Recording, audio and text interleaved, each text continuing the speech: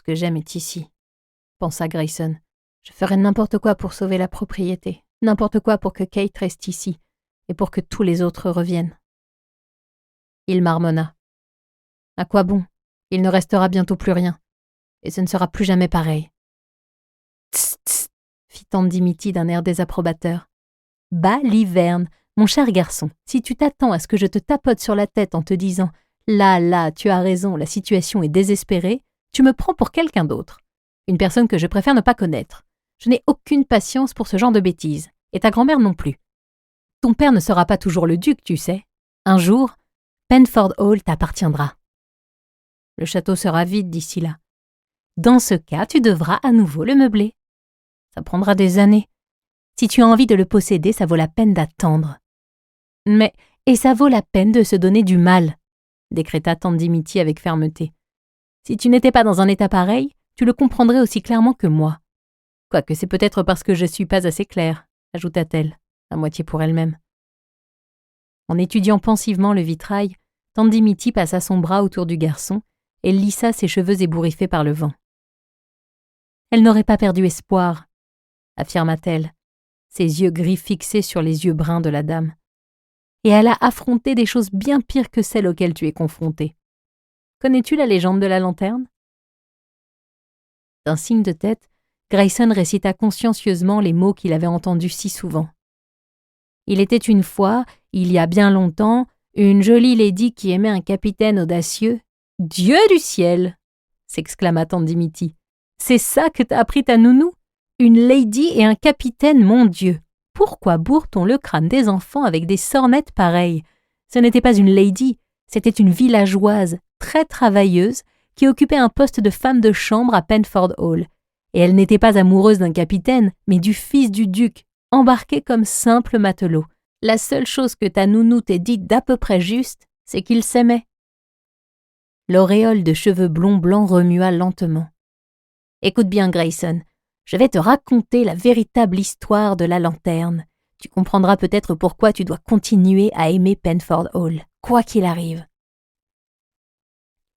Le garçon ne voyait pas comment un récit pourrait sauver la propriété ou ramener les domestiques, mais le bras de tante Dimity était chaud autour de ses épaules, et il n'avait nulle part d'autre où aller. Il acquiesça, puis s'appuya contre tante Dimity, en agitant distraitement sa jambe bandée. « C'est rarement une bonne idée, » commença-t-elle, pour une jeune femme de condition modeste de tomber amoureuse du fils d'un duc. L'amour est peut-être aveugle, mais les pères ne le sont pas. Et le duc n'était pas ravi à l'idée d'avoir une servante comme belle-fille. Il aimait trop son fils pour lui interdire cette union, je lui reconnais ce mérite. Mais pour le bien de la famille et du jeune homme, il décida de mettre à l'épreuve leur amour. Elle jeta un coup d'œil à Grayson, vit qu'il ne remuait plus la jambe et poursuivit. La femme de chambre fut renvoyée au village avec interdiction de remettre les pieds à Penford Hall. Le fils fut exilé pour 1 an et 1 jour, envoyé naviguer sur les océans en tant que simple matelot. Le duc espérait que le dur labeur ferait oublier au garçon cette idylle. Mais ce n'était pas une simple idylle. Le fils du duc avait trouvé l'élu de son cœur et s'était juré que ce premier voyage en mer serait le dernier. « Si tu es là à mon retour, » avait-il promis à sa dulcinée, « je ne te quitterai plus jamais. » Et c'est ainsi qu'il sortit du port à la rame pour rejoindre le grand 4-mâts qui l'attendait dans les eaux sûres au-delà des hauts-fonds. Le visage de Grayson était tourné vers la dame qui trônait au-dessus d'eux. Dans le vitrail, ses yeux s'illuminèrent soudain lorsqu'un éclair fendit le ciel et le garçon tressaillit au coup de tonnerre qui suivit. Le bras de tante Dimity se resserra autour de lui, protecteur, tandis qu'elle poursuivait son récit. 1 an et 1 jour passèrent. La nuit du retour du fils, une tempête éclata en mer. Elle était violente. Les vagues étaient aussi hautes que Penford Hall, et les vents assez forts pour déchirer les voiles les plus solides.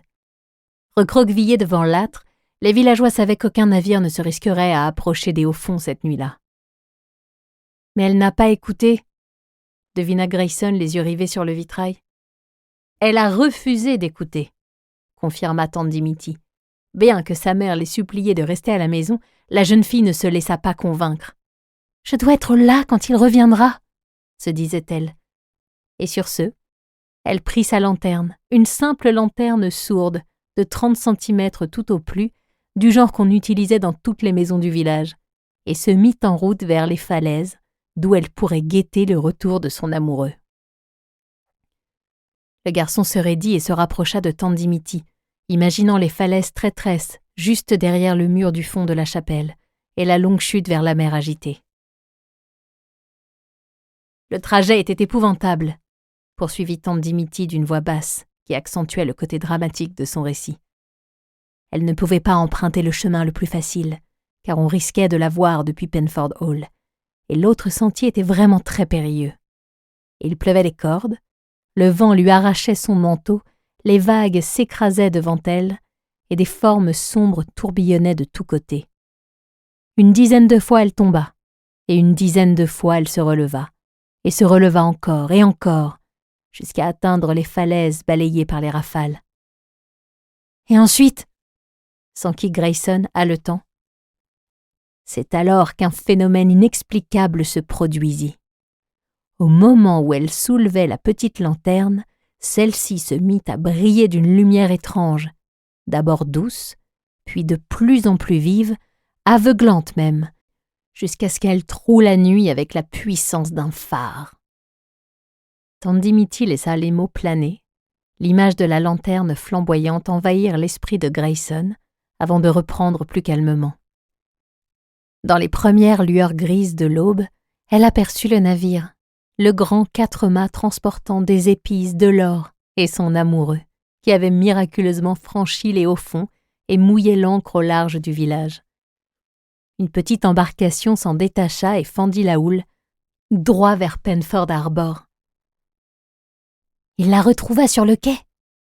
murmura Grayson, de retour en terre inconnue. Il expliqua qu'une lumière avait guidé son navire en lieu sûr, et elle lui parla de la lanterne.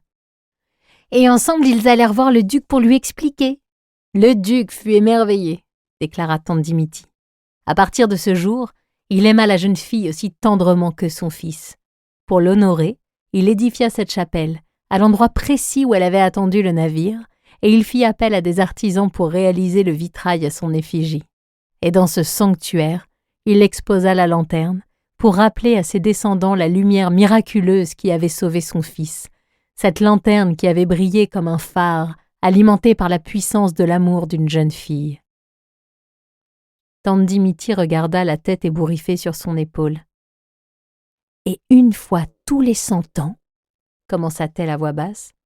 « Et une fois tous les 100 ans, murmura le garçon, la lanterne brille de son propre chef et le duc de Penford doit organiser une fête pour les villageois en mémoire de la dame, sinon Penford Hall s'effondrera et la lignée des Penford disparaîtra à jamais de la surface de la terre.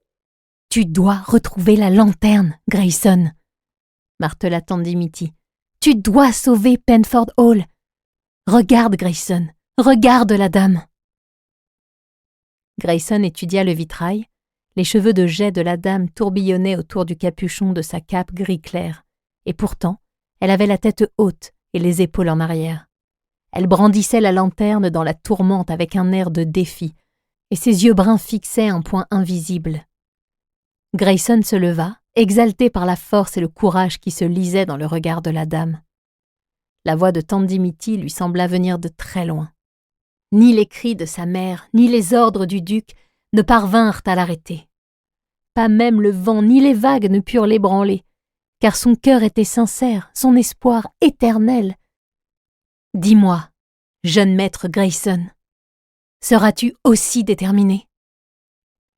Un éclair fusa, le tonnerre gronda alors que la pluie continuait à tomber à verse, mais Grayson Alexander, qui deviendrait un jour le 14e duc de Penford, resta debout, inébranlable.